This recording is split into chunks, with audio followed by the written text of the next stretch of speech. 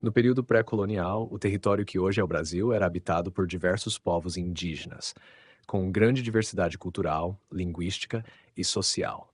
Esses povos viviam de forma autossuficiente, praticando agricultura, caça, pesca e coleta. Entre os grupos mais conhecidos estão os tupis e guaranis, que habitavam a região litorânea e parte do interior, e os Gés, ou tapuias, que viviam no interior do território. Havia também os grupos macro-Gé, como os caiapós e os chavantes, entre outros. Esses povos tinham diferentes formas de organização social, religiões, costumes e tecnologias. Muitos praticavam a agricultura, cultivando mandioca, milho e outros alimentos, enquanto outros eram mais nômades, dependendo da caça e da coleta. Os tupis, por exemplo, eram conhecidos por sua prática da agricultura itinerante, onde desmatavam pequenas áreas de floresta para cultivo, e depois de alguns anos migravam para outras regiões, permitindo que a terra se regenerasse. Eles também tinham uma estrutura social baseada em aldeias, geralmente organizadas em torno de uma liderança comunitária. Esses povos também tinham um profundo conhecimento do meio ambiente e utilizavam uma vasta gama de plantas medicinais. As tradições orais eram fundamentais para a transmissão de conhecimentos, e a espiritualidade desempenhava um papel central em suas vidas, com rituais e mitologias próprias. A diversidade cultural e linguística dos povos indígenas no período pré-colonial é um dos aspectos mais fascinantes da história do Brasil antes da chegada dos europeus. Os tupis eram um dos principais grupos indígenas que habitavam a região costeira do Brasil no período pré-colonial. Eles faziam parte de um grupo maior conhecido como Tupi-Guarani, que falava línguas da família Tupi e estava distribuído ao longo de vastas áreas da América do Sul. Localização: os tupis habitam principalmente a faixa litorânea do Brasil, desde o atual estado do Rio Grande do Sul até a Amazônia. As tribos tupis se estabeleciam em aldeias próximas a rios e ao mar, aproveitando os recursos naturais abundantes dessas regiões. Organização social: a sociedade tupi era composta por aldeias que podiam abrigar entre 600 e 900 pessoas. Cada aldeia, chamada tabas, era liderada por um cacique, que tinha autoridade principalmente em tempos de guerra e nas decisões mais importantes. A liderança do cacique não era hereditária, mas baseada em habilidades, coragem e sabedoria. Modo de vida: os tupis eram semi-sedentários, praticando agricultura itinerante conhecida como coivara. Cultivavam principalmente a mandioca, mas também plantavam milho, feijão, batata doce, entre outros. Além da agricultura, eles pescavam, caçavam e coletavam frutos. A mandioca era um alimento central na dieta dos tupis e era usada para fazer farinha e beiju. Cultura e religião: a espiritualidade era uma parte essencial da vida dos tupis. Eles acreditavam em diversos espíritos e divindades ligadas à natureza e praticavam rituais religiosos para garantir boas colheitas, sucesso na caça e proteção contra inimigos. O pajé, uma figura central, atuava como sacerdote e conselheiro espiritual, utilizando ervas medicinais e realizando rituais de cura. Guerra e canibalismo: os tupis tinham uma cultura guerreira, frequentemente entrando em conflito com outras tribos. As guerras não eram apenas por território, mas também motivadas por vingança e honra. Uma prática conhecida entre os tupis era o canibalismo ritual, onde os prisioneiros de guerra eram sacrificados e consumidos em cerimônias que simbolizavam a absorção da força e coragem do inimigo. Linguagem e tradição oral: a língua tupi era uma das principais línguas faladas no Brasil pré-colonial e influenciou profundamente o português brasileiro. Além disso, os tupis valorizavam a tradição oral, através da qual transmitiam mitos, histórias e conhecimentos de geração em geração. Arte e artesanato: os tupis produziam artefatos de cerâmica, cestos e redes de dormir, hamacas. As pinturas corporais com tintas extraídas de plantas como o urucum e o genipapo também eram uma forma importante de expressão cultural, sendo usadas em rituais e para fins estéticos. Os tupis, com sua rica cultura, língua e modo de vida, influenciaram profundamente a formação do Brasil, e muitos aspectos de sua cultura persistem na sociedade brasileira até hoje.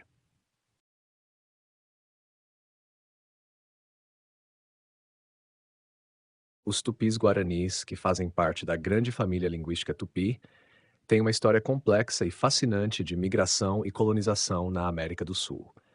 Embora seja difícil precisar exatamente quando esses povos começaram a se espalhar pelo continente, Os estudos arqueológicos, linguísticos e antropológicos fornecem algumas pistas. Origens e migrações. Acredita-se que os ancestrais dos tupis-guaranis tenham se originado na Amazônia, possivelmente há mais de 2.000 anos. Esses grupos começaram a se expandir para o sul e o leste, migrando ao longo dos rios e da costa atlântica.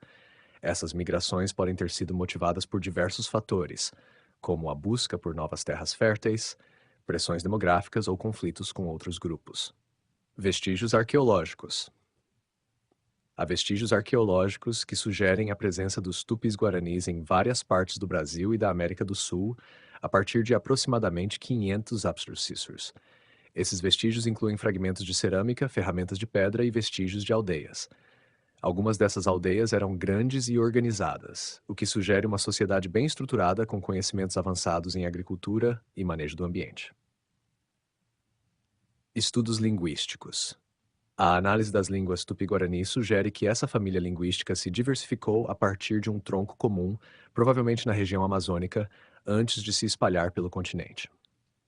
A dispersão das línguas tupi-guarani ao longo de vastas áreas da América do Sul é um indicativo de migrações e contatos culturais ao longo de séculos. Impacto na colonização. Ao longo do tempo, os tupis-guaranis se estabeleceram em uma vasta região que ia do atual Paraguai, passando por grande parte do Brasil, até áreas do atual Uruguai e Argentina. Essa expansão teve um impacto significativo na paisagem cultural da América do Sul, pois os tupis-guaranis interagiram, se misturaram e, em alguns casos, dominaram outros grupos indígenas. Pesquisas genéticas também têm contribuído para a compreensão da história dos tupis-guaranis. Essas pesquisas mostram que, embora os tupis-guaranis compartilhem uma origem comum com outros grupos indígenas sul-americanos, eles também desenvolveram características genéticas distintas ao longo de suas migrações e adaptações a diferentes ambientes. Em resumo, embora não seja possível definir uma data exata para a colonização dos tupis-guaranis na América do Sul, a combinação de evidências arqueológicas, linguísticas e genéticas sugere que esses povos começaram a se espalhar pelo continente há mais de 2.000 anos, desempenhando um papel fundamental na formação das sociedades indígenas sul-americanas antes da chegada dos europeus. Os tapuias eram um termo genérico usado pelos tupis para se referir a diversos grupos indígenas que viviam no interior do Brasil e que não falavam as línguas da família tupi-guarani. Esse termo acabou sendo adotado pelos colonizadores portugueses para designar de forma ampla esses povos que viviam no interior, diferentemente dos tupis que habitavam principalmente as áreas litorâneas. Diversidade cultural. Os tapuias não formavam um único grupo homogêneo, mas eram compostos por várias etnias com culturas, línguas e modos de vida distintos. Entre esses grupos, os mais conhecidos incluem os Gés, também chamados Gés, os Carajás, os Pataxós e muitos outros. Eles ocupavam uma vasta região que se estendia por grande parte do interior do Brasil, incluindo áreas do Cerrado, da Caatinga e da Amazônia. Organização social. Como havia grande diversidade entre os grupos tapuias, as formas de organização social variavam. Muitos desses povos tinham uma estrutura social baseada em pequenas aldeias, lideradas por caciques ou conselhos de anciãos. A organização social dos Geis, por exemplo, era bastante distinta da dos tupis, com uma divisão de tarefas bem definida entre homens e mulheres, e um forte sentido de comunidade. Modo de vida. O modo de vida dos tapuias era diversificado, dependendo das condições ambientais de cada região. Alguns grupos praticavam a agricultura, cultivando mandioca, milho e outros alimentos, enquanto outros eram mais nômades, dependendo da caça, pesca e coleta. Muitos desses povos tinham um profundo conhecimento da flora e fauna locais e desenvolviam técnicas sofisticadas de sobrevivência e manejo do meio ambiente. Cultura e espiritualidade. Os tapuias tinham crenças e práticas religiosas variadas, com uma forte ligação com a natureza e os espíritos dos antepassados. Rituais, danças, cantos e o uso de plantas medicinais eram comuns, e o pajé desempenhava um papel importante como líder espiritual e curandeiro. Conflitos e resistência. Durante o período colonial, os tapuias frequentemente entraram em conflito com os tupis e, posteriormente, com os colonizadores portugueses. Muitos desses povos resistiram à colonização e ao avanço dos bandeirantes, que buscavam capturá-los para o trabalho forçado. Essa resistência levou a longos períodos de guerra e migrações forçadas, resultando em um significativo deslocamento populacional e a fragmentação de suas culturas. Legado. Embora muitos povos tapuias tenham sido dizimados ou assimilados ao longo do período colonial, diversos grupos sobreviveram e ainda mantêm suas línguas e tradições. Os Geis, por exemplo, continuam a existir e são conhecidos por suas expressões culturais, como as pinturas corporais e os rituais que marcam as fases da vida. Em resumo, os tapuias eram um conjunto diversificado de povos indígenas que habitavam o interior do Brasil e que se distinguia cultural e linguisticamente dos tupis. A história desses grupos é marcada por resistência, adaptação e uma rica herança cultural que persiste até hoje em várias comunidades indígenas do Brasil. Os Gés, também conhecidos como Gés, são um dos grupos indígenas mais importantes e estudados do Brasil. Eles fazem parte da família linguística Macro-Gé, que abrange várias etnias distribuídas principalmente nas regiões Centro-Oeste, Norte e Nordeste do Brasil. Entre os grupos mais conhecidos dentro dos Gés estão os Caiapós, os Chavantes, os Apinagés, os Craós e os Timbiras. Localização. Tradicionalmente, os Gés ocupavam vastas áreas do interior do Brasil, incluindo o Cerrado e a Amazônia. Suas aldeias eram geralmente localizadas em regiões de transição entre diferentes biomas, como matas de galeria, campos abertos e florestas. Organização social. A sociedade G é conhecida por sua organização social complexa e distinta, marcada por uma divisão clara de papéis e responsabilidades entre os membros da comunidade. As aldeias Gs eram frequentemente organizadas de forma circular, com uma praça central onde ocorriam cerimônias e reuniões importantes. Cada aldeia era composta por várias casas comunais, chamadas malocas, onde viviam várias famílias. Os Gs valorizavam a cooperação e a solidariedade, e as decisões importantes eram frequentemente tomadas em conjunto por líderes e anciãos. O papel dos chefes, ou cacicados, era geralmente dividido entre líderes de guerra e líderes de paz, refletindo a dualidade presente em muitos aspectos da vida social e espiritual dos Gs. Economia e modo de vida. Os Gs praticavam agricultura de subsistência, cultivando principalmente mandioca, milho, batata doce e outros tubérculos. Além da agricultura, eles dependiam da caça, pesca e coleta para sua alimentação. O cerrado, onde muitos Gs viviam, oferecia uma grande diversidade de recursos naturais e os Gs desenvolveram um profundo conhecimento das plantas e animais da região. Os Gs também eram habilidosos artesãos, conhecidos por suas cestas, esteiras e ornamentos corporais, como colares e braceletes feitos de sementes, penas e dentes de animais. Essas práticas artesanais não eram apenas utilitárias, mas também tinham significados culturais e simbólicos importantes. Cultura e espiritualidade. A espiritualidade já estava profundamente enraizada na relação com a natureza e os espíritos ancestrais. Eles acreditavam em uma multiplicidade de espíritos que habitavam o mundo natural e influenciavam suas vidas cotidianas. Rituais e cerimônias eram realizados para honrar esses espíritos e para garantir o equilíbrio entre o mundo humano e o espiritual. Entre os Gs, o pajé era uma figura central, responsável por curar doenças, realizar rituais e atuar como intermediário entre os humanos e os espíritos. Os Gs também realizavam ritos de passagem, como cerimônias de iniciação para jovens que marcavam a transição para a vida adulta. Conflitos e resistência. Durante o período colonial e até o século XX, os Gs enfrentaram inúmeros conflitos com colonizadores e outros grupos indígenas. Eles resistiram ativamente à expansão das fronteiras coloniais e aos ataques dos bandeirantes e colonos. Essa resistência resultou em longos períodos de guerra e migração forçada, mas também permitiu que os Gs mantivessem muitas de suas tradições culturais. Legado e preservação. Hoje, muitos grupos Gs continuam a lutar pela preservação de suas terras e tradições. Comunidades como os Chavantes, Caiapós e Craós ainda mantêm práticas culturais vivas e têm sido ativas na luta por seus direitos territoriais e pela preservação do meio ambiente. A cultura G, com sua rica tradição oral, suas expressões artísticas e seu profundo conhecimento do ambiente, continua a ser uma parte vital da diversidade cultural do Brasil. Em resumo, os Gs são um grupo indígena com uma rica história e cultura, marcada por uma organização social complexa, uma profunda espiritualidade e uma forte resistência à colonização. Eles continuam a desempenhar um papel importante na defesa dos direitos indígenas e na preservação da diversidade cultural no Brasil. Na época da colonização portuguesa, o Nordeste brasileiro era habitado por uma diversidade de povos indígenas que viviam em diferentes regiões, desde o litoral até o sertão. Alguns dos principais grupos indígenas encontrados nessa região incluem: 1. 1. Tupinambás. Os Tupinambás faziam parte da grande família Tupi e habitavam principalmente a faixa litorânea do Nordeste, desde o Maranhão até o sul da Bahia. Eram conhecidos por sua cultura guerreira e praticavam a agricultura, cultivando principalmente mandioca. Os Tupinambás entraram em contato direto com os colonizadores portugueses logo nos primeiros anos da colonização. 2. Potiguaras. Os potiguaras viviam na região costeira entre os atuais estados do Rio Grande do Norte e Paraíba.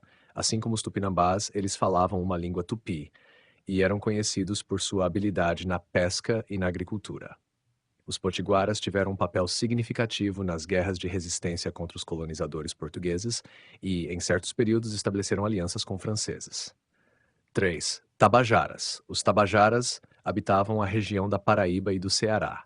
Era um grupo tupi que inicialmente entrou em conflito com os portugueses, mas posteriormente formaram alianças com eles contra outros grupos indígenas e europeus rivais, como os potiguaras e os franceses. 4. Caetés. Os caetés ocupavam a região que hoje corresponde ao estado de Alagoas e parte de Pernambuco. Eles também eram um grupo tupi e estavam envolvidos em conflitos com os colonizadores portugueses. Os caetés ficaram historicamente conhecidos por terem participado do episódio que resultou no sacrifício e canibalismo do bispo português Dom Pedro Fernandes Sardinha, em 1556, após o naufrágio de sua embarcação na costa alagoana. Cariris. Os cariris viviam no interior do Nordeste, especialmente na região do Sertão entre os estados da Paraíba, Pernambuco, Ceará e Bahia. Diferentemente dos tupis, os cariris falavam línguas da família Cariri e tinham um modo de vida adaptado às condições do sertão, praticando a agricultura e a coleta de alimentos. 6. Tremembés. Os Tremembés eram um grupo indígena que habitava o litoral norte do Nordeste, principalmente no Maranhão e no Ceará. Embora fossem inicialmente caçadores-coletores, com o tempo, alguns grupos Tremembés adotaram práticas agrícolas. Eles também entraram em contato com os colonizadores franceses e portugueses, participando de alianças e conflitos durante o período colonial. 7. Quiriris, ou Quiriris. Os Quiriris habitavam o interior da Bahia e estavam associados à grande família linguística Macro-G.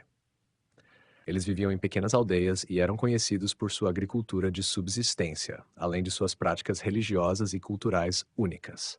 8. Pataxós. Embora sejam hoje mais conhecidos na região do sul da Bahia, os Pataxós também habitavam partes do Nordeste no período colonial, incluindo áreas do interior de Pernambuco. Eles pertencem à família linguística Macro-G e mantêm vivas até hoje muitas de suas tradições culturais. Esses grupos, e muitos outros, tiveram um papel fundamental na história do Nordeste brasileiro, seja resistindo à colonização, formando alianças com os europeus ou contribuindo para a diversidade cultural da região. Muitos desses povos ainda existem hoje e continuam a lutar pela preservação de suas culturas e territórios. As entradas de bandeiras, expedições realizadas principalmente por bandeirantes paulistas entre os séculos XVI e XVIII, tiveram um impacto devastador sobre várias populações indígenas no Brasil. Essas expedições, inicialmente destinadas à captura de indígenas para trabalho escravo, exploração de riquezas minerais e expansão territorial, afetaram profundamente diversas etnias. Alguns dos povos indígenas que mais sofreram com as bandeiras incluem: 1. Guaranis.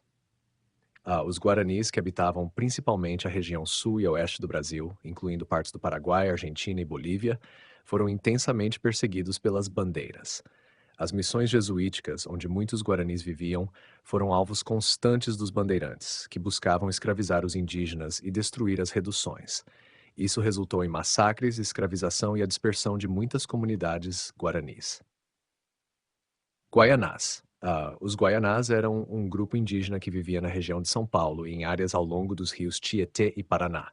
Foram um dos primeiros povos a sofrer com as bandeiras, que os capturaram em grande número para serem vendidos como escravos. Sua população foi severamente reduzida e muitos foram forçados a se deslocar ou se misturar com outros grupos. Os três. Tupiniquins. Os Tupiniquins, que habitavam a costa do sudeste brasileiro, incluindo partes de São Paulo, Espírito Santo e Bahia, também foram duramente atingidos pelas bandeiras. Além de serem escravizados, muitos tupiniquins foram deslocados de suas terras e suas aldeias destruídas, levando à dispersão e fragmentação do grupo. 4. Carijós.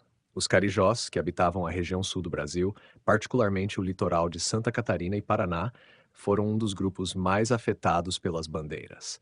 Eles foram capturados em grande número e levados como escravos para São Paulo e outras regiões. Esse processo levou ao quase completo desaparecimento dos carijós como um grupo distinto.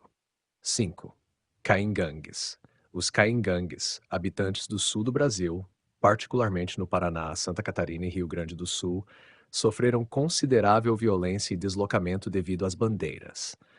Eles resistiram fortemente às incursões, mas foram forçados a se deslocar para regiões mais isoladas. A violência contra os caingangues durante esse período causou grandes perdas populacionais e territoriais. 6. Geis, ou Geis. Os Geis, que ocupavam vastas áreas do interior do Brasil, especialmente no centro-oeste, também foram alvo das bandeiras. Eles resistiram com força, mas sofreram com a captura, escravização e massacres. Muitos Geis foram deslocados de suas terras tradicionais, resultando na fragmentação e dispersão de suas comunidades. 7. Aimorés ou Botocudos. Os aimorés, que habitavam o interior da Bahia e Minas Gerais, ficaram conhecidos pela sua feroz resistência às bandeiras. Eles eram caçadores-coletores e praticavam o nomadismo, o que dificultava sua captura. Mas as expedições bandeirantes e as guerras contra os colonos levaram a grandes perdas populacionais e à destruição de suas sociedades tradicionais. Paiaguás. Os paiaguás, que viviam na bacia do rio Paraguai, também sofreram com as bandeiras, especialmente porque eram conhecidos como navegadores habilidosos e frequentemente atacavam embarcações portuguesas e espanholas. Em retaliação, foram alvos de expedições que buscaram exterminá-los ou forçá-los à submissão. As bandeiras foram um dos capítulos mais violentos da colonização do Brasil, resultando na morte, escravização, deslocamento e destruição cultural de muitos povos indígenas. A devastação causada pelas bandeiras deixou marcas profundas na história e na demografia indígena do Brasil, cujos efeitos ainda são sentidos até hoje.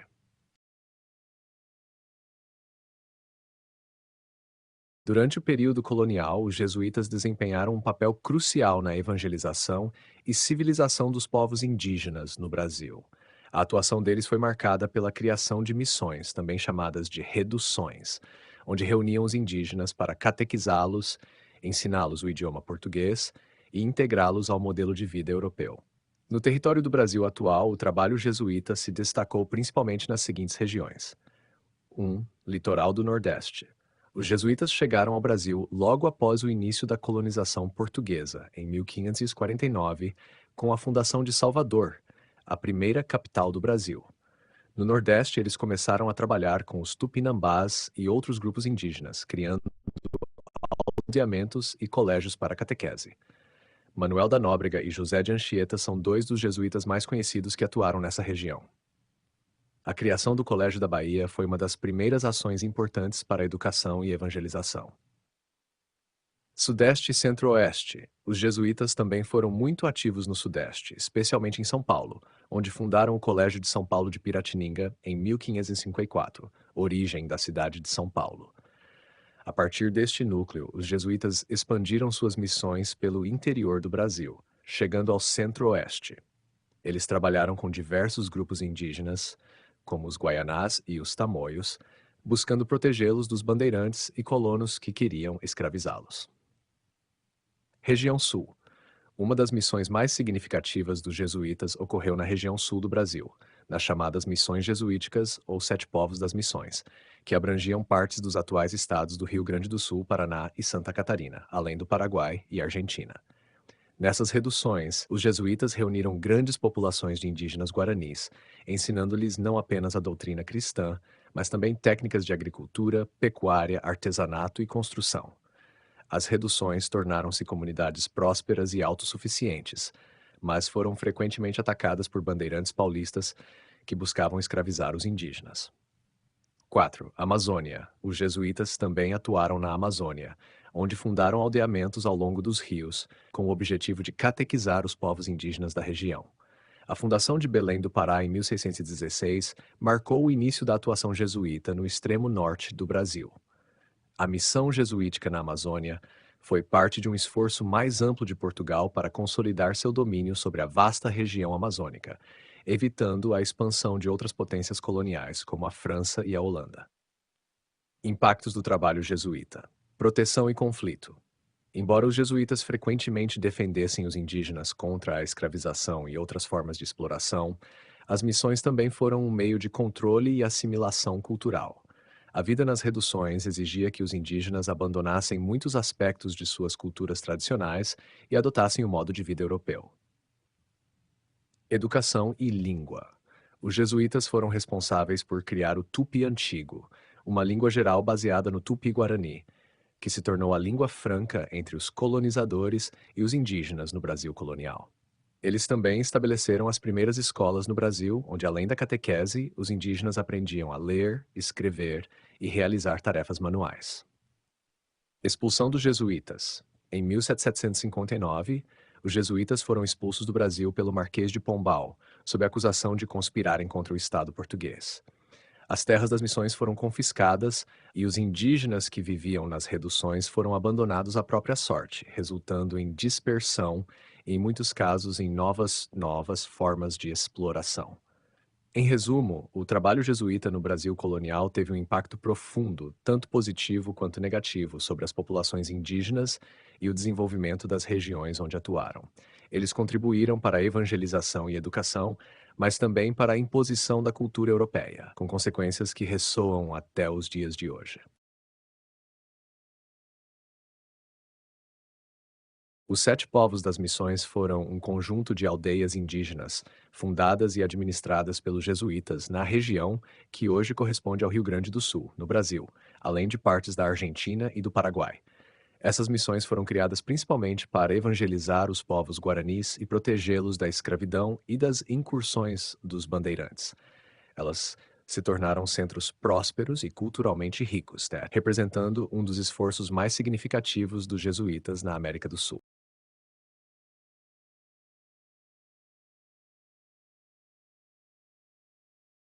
Claro, aqui está a descrição dos 7 povos das missões.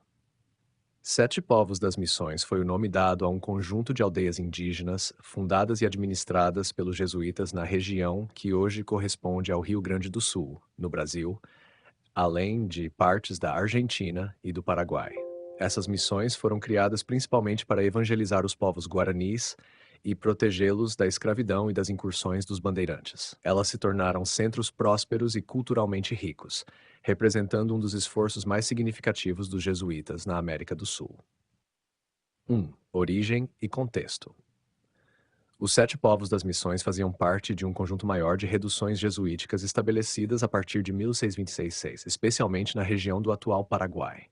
Em 1687, devido à expansão dos bandeirantes e à pressão colonial, os jesuítas fundaram novas missões na área que hoje corresponde ao noroeste do Rio Grande do Sul.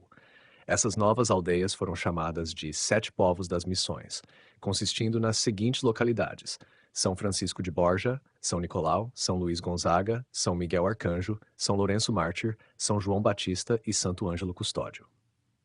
Hashtag 2. Estrutura das missões. As missões foram planejadas de forma detalhada, com uma estrutura que refletia tanto as necessidades espirituais quanto materiais dos guaranis. Cada povoado possuía igrejas monumentais. No centro de cada aldeia havia uma igreja grandiosa, onde ocorriam missas, casamentos, batismos e outras cerimônias religiosas. A igreja de São Miguel Arcanjo é uma das mais conhecidas e preservadas até hoje, sendo um exemplo da arquitetura barroca missioneira. Praças centrais. Ao redor das igrejas, havia grandes praças onde as comunidades se reuniam para atividades sociais e eventos religiosos. Residências e oficinas. As casas dos indígenas eram organizadas em torno das praças, em fileiras que seguiam padrões europeus. Além das residências, havia oficinas onde os guaranis aprendiam artesanato, marcenaria, tecelagem e outras atividades manuais. Áreas agrícolas. As missões possuíam terras agrícolas extensas, onde os guaranis cultivavam alimentos como milho, mandioca, batata doce e algodão. A produção agrícola era essencial para o sustento das comunidades e para a exportação de excedentes. 3. Vida comunitária. A vida nas missões seguia uma rotina ordenada, com horários estabelecidos para oração, trabalho e lazer. Os jesuítas ensinavam os guaranis a ler, escrever e praticar a música e as artes. A música sacra, em particular, desempenhava um papel importante na vida religiosa das missões, e muitas delas tinham suas próprias orquestras e corais, compostos por indígenas. As missões funcionavam como comunidades quase autossuficientes. Além da agricultura, os guaranis nas missões produziam artefatos de metal, tecidos e objetos de cerâmica, que eram trocados com outras regiões. A produção era organizada coletivamente, e os produtos eram distribuídos conforme as necessidades da comunidade. 4. Proteção e conflitos. Os jesuítas organizavam as missões não apenas como centros religiosos, mas também como fortificações contra ataques. Cada uma das aldeias tinha sua própria milícia indígena, treinada pelos jesuítas para defender a comunidade contra bandeirantes e outros invasores. Essas milícias foram bastante eficazes na proteção dos povos missioneiros por vários anos. No entanto, a prosperidade das missões atraiu a atenção de potências coloniais rivais. A assinatura do Tratado de Madrid, em 1750, entre Portugal e Espanha, estabeleceu novos limites territoriais, obrigando a transferência dos 7 povos das missões para o controle português. Isso gerou o conflito conhecido como Guerra Guarani-Nietzsche de 1777-1756, na qual os guaranis, liderados por figuras como Sepete Araju, resistiram bravamente, mas acabaram sendo derrotados. O conflito resultou na dispersão das comunidades missioneiras e na destruição de muitas das aldeias. 5. Legado cultural e histórico. Apesar do fim trágico das missões, o legado cultural e histórico dos 7 povos das missões é profundo. As ruínas das igrejas e aldeias, especialmente em São Miguel das Missões, são hoje patrimônio mundial da Unesco e atraem turistas e pesquisadores interessados na história missioneira. A cultura guarani preservada nas missões também sobreviveu em músicas, danças e no artesanato, influenciando a cultura regional do sul do Brasil, Argentina e Paraguai. A experiência das missões jesuíticas, apesar de seu fim violento, é considerada um exemplo único de intercâmbio cultural e resistência indígena no contexto da colonização europeia na América Latina. Hoje, as ruínas das missões e o legado dos guaranis continuam a ser um símbolo de resistência e de uma tentativa única de criar uma sociedade indígena cristã que, por um breve período, conseguiu prosperar em meio às adversidades coloniais. As Guerras Guaraníticas foram um conflito significativo ocorrido entre 1753 e 1756, envolvendo as reduções jesuíticas dos 7 povos das missões e as forças coloniais portuguesas e espanholas. Essas guerras resultaram da tensão gerada pelo Tratado de Madrid, que reconfigurou as fronteiras entre os territórios português e espanhol na América do Sul. Aqui está uma visão geral dos eventos. Contexto histórico. No início do século XVIII, o Tratado de Madrid, assinado em 1750, buscou resolver disputas de fronteira entre Portugal e Espanha na América do Sul. Esse tratado transferiu os 7 povos das missões, que eram controlados pelos jesuítas e habitados por guaranis, para o domínio português, apesar do território ser originalmente espanhol. Motivações e conflito. Os guaranis, que haviam se estabelecido nas reduções com a ajuda dos jesuítas, não estavam dispostos a aceitar a mudança de domínio e a possível perda de sua autonomia e terras. As reduções, que haviam sido um símbolo de resistência e prosperidade indígena, estavam localizadas em uma região estratégica e eram muito valorizadas pelos guaranis. A entrada dos portugueses, os portugueses, que tinham interesses na exploração econômica da região, foi vista como uma ameaça direta. Desenvolvimento das guerras guaraníticas. 1. Reação dos guaranis. Os guaranis, liderados por figuras como Sepete Araju, se opuseram vigorosamente à invasão portuguesa. Sepete Araju tornou-se um líder militar e simbólico da resistência.